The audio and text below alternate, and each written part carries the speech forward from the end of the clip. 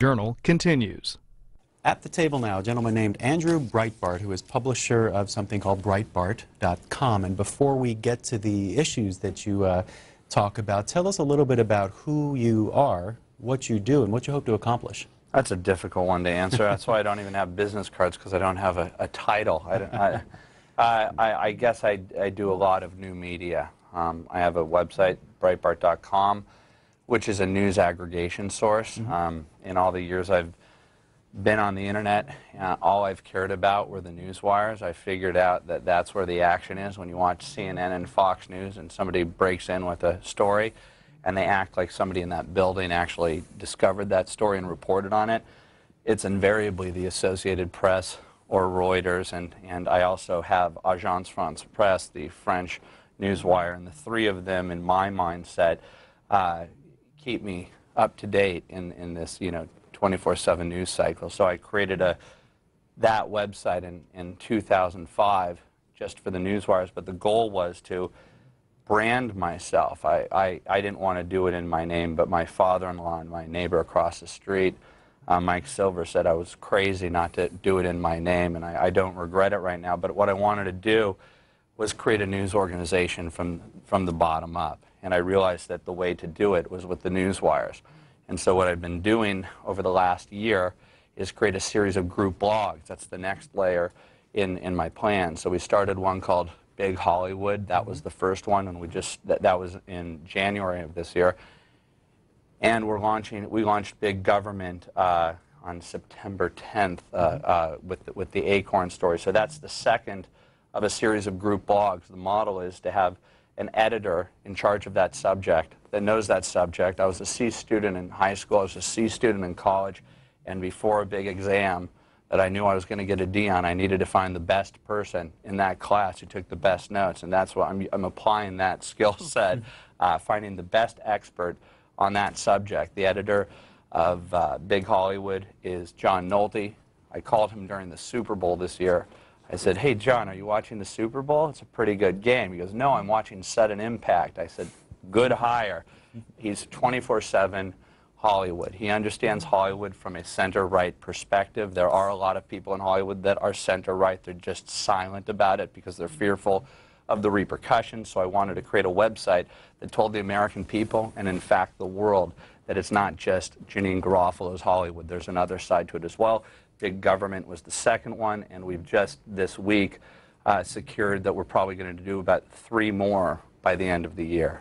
You mentioned Acorn. There's this Acorn headline in the Washington Post. Duo release another video of their meeting with Acorn worker. Latest footage has audio of 2 conservatives, but not of the staff member. You're also quoted in this piece as saying Acorn has lied every step of the way. Bring us up to date on Acorn through your eyes. Well, James O'Keefe came to me, the filmmaker, having created a set of videos in which he dressed up as, or he established a premise where he was trying to help create a brothel featuring underage prostitutes from El Salvador, ages 13 to 15.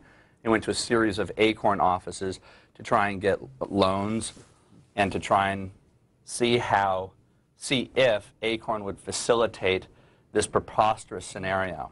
And when he showed me these series of videos, I think it would be hard for Eric Boehlert or David Brock at Media Matters, who are critics of this story, if they were legitimate journalists and they saw a series of these videos in which at every single one of them, multiple people often in the videos agreed with the premise of trying to help the pimp and the prostitute establish the prostitution ring with underage girls, from a foreign country, that I would imagine that in a sane universe they would think this is newsworthy.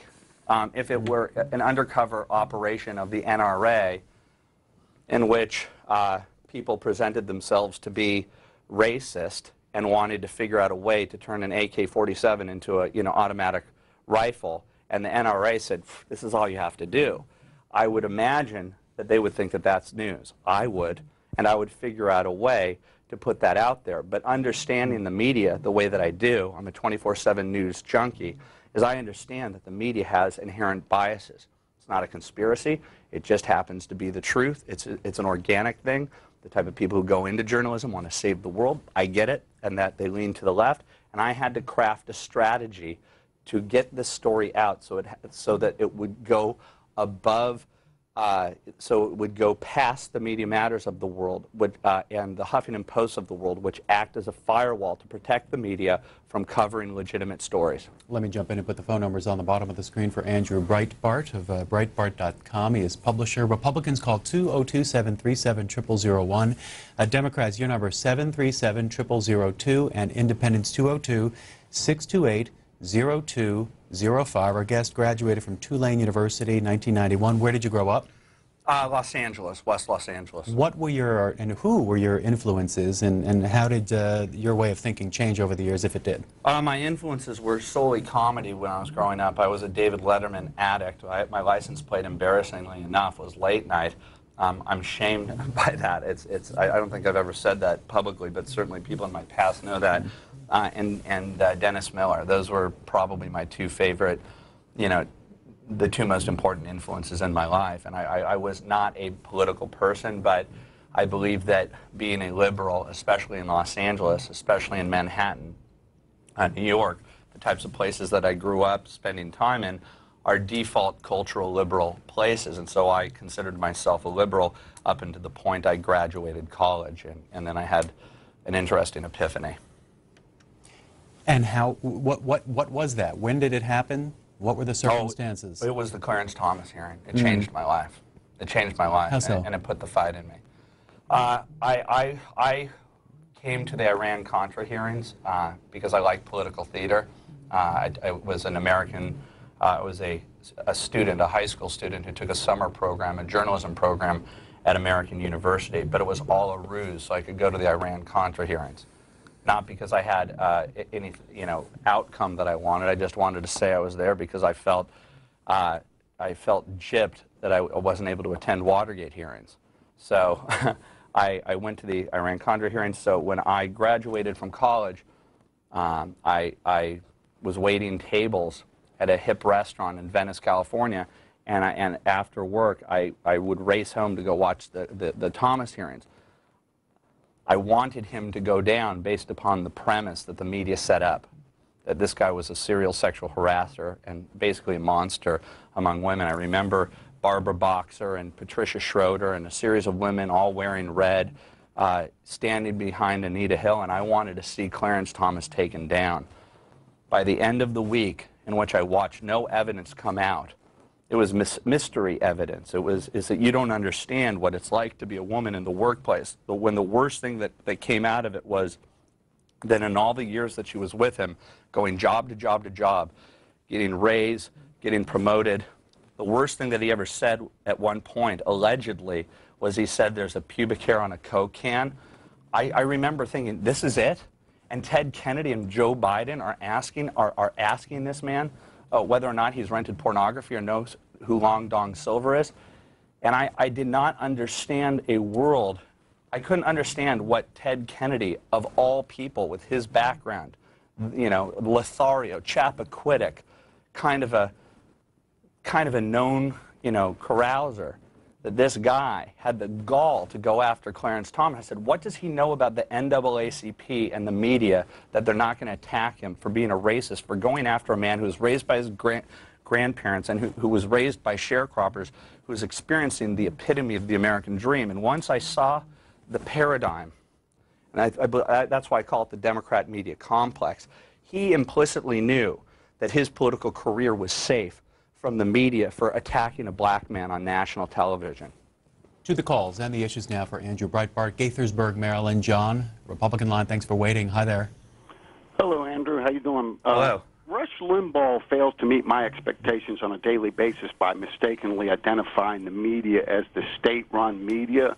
In reality, he should be labeling the Senate and Congress and the President as the government-controlled media. because it's obvious that if Russia's telling the truth every day and the media is telling the 80% of the American people that don't listen to conservative talk radio something completely wrong, then if the media were telling the truth, then we wouldn't have these liberals in government that we have. So isn't the real problem the media? And you seem like a pretty brave guy. You went after Acorn in a pretty good way. Simply put, if we separate information, news, entertainment, and commentary from advertisement, and they have to operate in the true free market system, they will be completely wiped out. Because we've reached a time in the history of our country, Andrew, where we have to decide whether we want to have the free market principles and the constitutional ideas.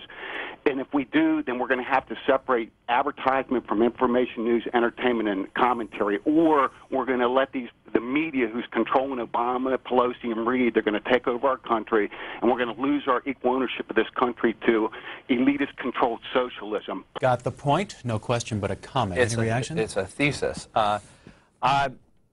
Regarding Rush Limbaugh, I had a strong feeling that this administration was going to be heading down this path when it first started to attack Rush Limbaugh, right out of the gate. I believe that was in February. And now we find ourselves in October, and they're isolating Fox News. This reminds me of the college campus from whence Barack Obama and much of his minions have come, the politically correct campus that I graduated from. And these type of Stalinist, anti-free speech tactics are familiar to anybody that graduated from a public institution. And to demonize Rush Limbaugh and to use false quotes against him, as CNN did, to label him a racist, which is the worst thing that you can label a person in this country, it's the battle of my life. It's all I care about. I eat, breathe, and sleep this stuff, and I want to defeat anyone that would unfairly malign people. The Sarah Palins, the George Bushes, the Michelle Bachmans, the Joe the Plumbers, the Carrie Prejeans. What do all these people have in common when the full weight of the media goes after these people to malign them, to destroy them? That's the power of the Democrat media complex. I can't think of any other person.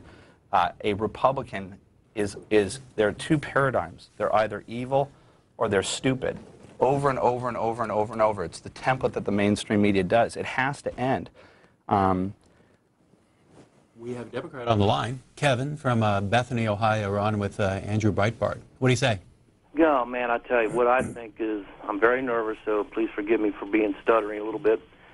But when all those names he just named are people who have an agenda against the left cares about people, the right cares about money.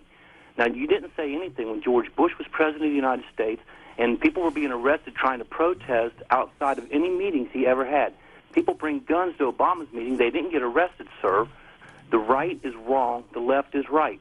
And you people are so evil, it's unbelievable. You sit there and defend Michelle Bachmann, Rush Limbaugh, Glenn Beck, Bill O'Reilly. They're all liars. And you are crazy. I tell you, this country has got me to where I don't like Republicans anymore. I won't associate with them. We're getting into a deep divide in this country because of the lies on the right and the left try to defend itself. Now, you, a C student, obviously. I'm sorry. My hand is shaking. You got me so upset. Carla, let me jump in and get a response from our guest.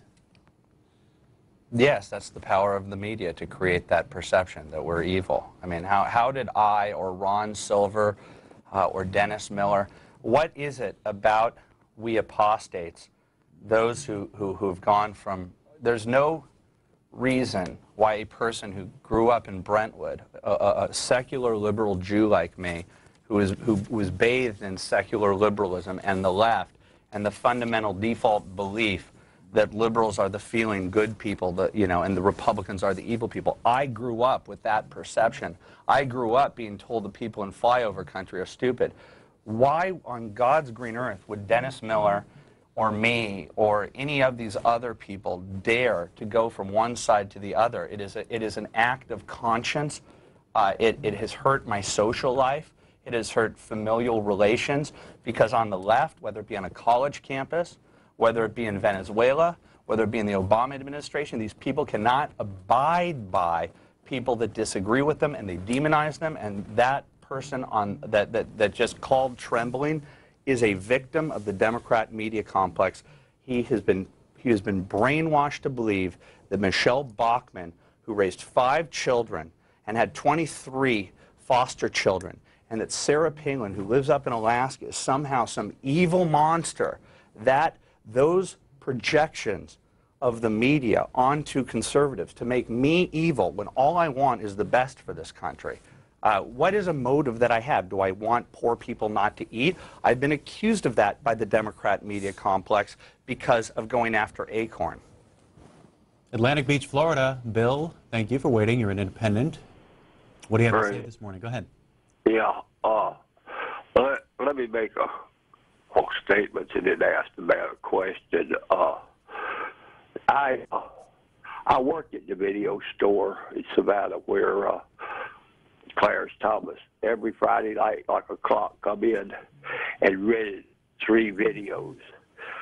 You know, you pointed out Long Dog Silver. He bought that one. He almost wore it out. He rented it so much. But you're a creep.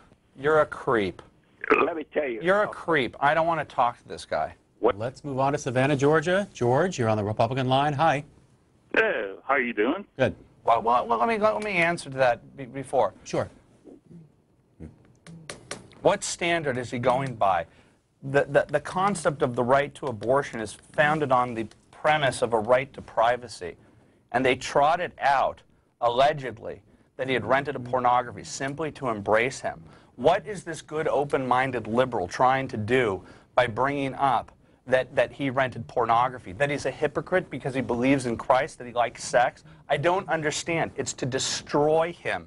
And the fact that Ted Kennedy and Joe Biden worked in concert with the mainstream media to get this guy to believe that this is a salient talking point that can be used in perpetuity to destroy Clarence Thomas, again, is why I fight the way I fight. Here's a Twitter question for you. Does Breitbart think Fox News is not legitimate because they aren't an arm of the Democratic Party? Is that a double negative? I don't. Can you ask that again? Because the not threw me off. Show it again. Does Breitbart think Fox News is not legitimate because they aren't an arm of the Democratic Party? Well, of course, of course. Right now, according to Josh Gerstein in Politico, the article in which they were talking about the White House's strategy to go after Fox News was based upon the fact that they covered the Acorn story. Is Acorn a legitimate story, or is this opinion-based journalism? This isn't Hannity, this isn't Beck, this isn't O'Reilly's opinions. This is the information that was found on the videos. Is it a legitimate story? Well, before the mainstream media even covered the story, it existed in the under media that I am a part of, the new media. And Al Franken voted to defund Acorn. So he thought it was a legitimate enough story that he voted to defund it. And so right now, when we offer up the 6th video, based upon the premise that after all of the videos, Acorn lied every step of the way, and the media perpetuated those lies every step of the way, for the media to continue to take Acorn's line on their lies, built upon the premise, the false premise, that Hannah and James were kicked out of Philadelphia, for us to hold a press conference to prove the media wrong, to prove Media Matters wrong, to prove Acorn wrong, that yet again they got hit. That is a legitimate news story. But what happened last night? It wasn't on ABC, it wasn't on CBS, it wasn't on NBC, it wasn't in the New York Times that I know of, it certainly wasn't on the front of the paper. By going after Fox News and isolating that Acorn was not a legitimate news story, the media took the cue of the media. The White House is the city editor right now for this country, and it's disgusting. And thank God for Helen Thomas and The Nation magazine to be a little bit creeped out by this. Let me go to George now. Savannah, Georgia, Republican.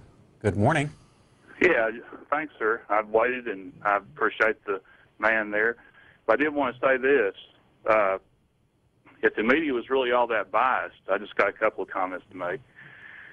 I think we really have a conservative media because you look at it, Glenn Beck and Ann Coulter get on covers of national magazine like Time and Newsweek, but the real left which is like Noam Chomsky, who's an absolute genius. He's never been on any kind of Did he national just come on the magazine. Republican line? Let me So go he ahead used and the finish false my gun. premise Let of me being a finish my Republican in gun. order to get into Anita this Hill, are you saying into that this Anita Hill conversation. didn't tell the Let truth him about Clarence just finish up real Thomas? Why? quick. He came in under the false premise that he's a Republican and he praises Noam Chomsky. Caller, quick response, That's and then we'll an move on. illegitimate means of but getting party into this loyalty, conversation. we still have Rockefeller Republicans, and I tell you one thing: if Anita Hill was telling the truth, then all this stuff about Clarence Thomas is true. He shouldn't be on the Supreme Court. Thanks, Mr. Breitbart. Anything you want to say there? You can ask me the same question afterwards. I just don't want to grant him the ability to. This is what the left has been doing for years on AM talk radio, is calling under the false premise, getting talking points. Rush Limbaugh effectively calls them seminar callers. You know, can't you be honest about who you are? I'm being honest here about who I am. I mean, you're a fraud. What's your take on some of the issues out there that we're talking about every day here? Economics, you see this story. New jobless claims rise more than expected to 531,000. Continuing claims drop. There's the big healthcare debate. We're waiting to see how this is going to shape up. What's your perspective on the economy, healthcare, the big issues of the day, at least in the what you might call the mainstream media? Yeah, I'm a free market guy. I'm a small business kind of guy. I run my business from a basement. It's self-funded. I believe in the ingenuity of the American people to get us out, extricate ourselves from this situation that we find ourselves in, not the federal government. But do I believe in big business? No. I don't believe that big businesses have the American people's interest at heart either. I believe in small businesses in this country. It's the heart of this country, and I believe that they should that their taxes should be lowered in order to instigate more growth. We have time for a couple more calls. Kansas City, Missouri. Sean is on the line for Democrats. You're on with Mr. Breitbart. Good morning. Yes. Hi, Mr. Andrews. And I wanted to ask a question on, you say you sit in on the CIA intelligence with the Iran-Contra. Wasn't Oliver North part of the cocaine author of crack? You know, where was your voice then? And two, why you don't say nothing about Halliburton? You know, all the billions of dollars they done stole or what is unaccounted for. Where's your voice there? You know, I don't hear it. One more conspiracy theory, and we've got it all down to you know, every conspiracy theory there. What about Bechtel? What about, I mean, the far left is very much rooted in fomenting conspiracy theories. The interesting thing about Van Jones as a community organizer, it's interesting to find out what community organizing is. I thought before the election that community organizing was helping, you know, Mrs. McGillicuddy bring in her trash cans, and, you know, instead of going into corporate law, you know, going to the inner city and trying to help people was what it was about. I now, because of Acorn and other stories out there, I now know what community organizing is. It's shaking down companies. It's getting money from Bank of America and other companies. It's about intimidating people. It's fomenting fake AstroTurf rallies in front of Walmart in order to get these companies to acquiesce to the left's, you know, ways. Now, to Van Jones, a community organizer who went to Yale Law School, whose narrative is very similar to Barack Obama. This is an educated man. He's a community organizer. He goes to Oakland, a very poor community in this country, and he becomes a community organizer. What did he organize around? He organized around the concept that Mumia Abu Jamal, the cop killer who killed police officer Daniel Faulkner, that was a conspiracy, that the white man was out to put this intelligent, you know, poetic man in jail. Van Jones is too smart to believe that. He's a cynical man who used conspiracy theories to organize people, to get people to believe. If you could get poor people who are uneducated to believe that the white man is out to get you, then they'll do anything for you. They'll even go to Walmart and they'll protest if they don't even know what they're protesting about. Caller, our viewer wants some clarification via Twitter. Would you classify yourself as a Republican, Democrat? independent or non-affiliated observer seeking to convey accuracy. He wants a little more. I definitely consider myself a conservative. It's taken me a long time to figure that out because I was so fearful of what that meant to my social standing where I live in Hollywood. But I basically am. I mean, I'm not a religious conservative. I was bar mitzvahed. I have the tape to prove it, but I'm not the most religious person you're going to meet. But I am sympathetic to the social conservative narrative. But I am very, very much a limited government guy. I am a low taxation. I'm a Reagan conservative, and I have sympathies towards the libertarian side of issues, and I can be persuaded on certain issues of consensual behavior between, two adults. I have a libertine soft spot. Let's try to squeeze in one more call from Melgie in New York. Go ahead, please. Make it brief if you can. Yes, Mr. Brightman, I'm sorry that you have, that I feel that you have, with all the intelligence. And let me explain something to you. Caller, need you to be brief, though. Education does not mean intelligence. And it breaks my heart to see that you are compromising yourself and choosing sides. Where there is righteousness, there is peace. May God Almighty forgive you. Final thought, briefly. We've got to go to the House. God bless you. I mean,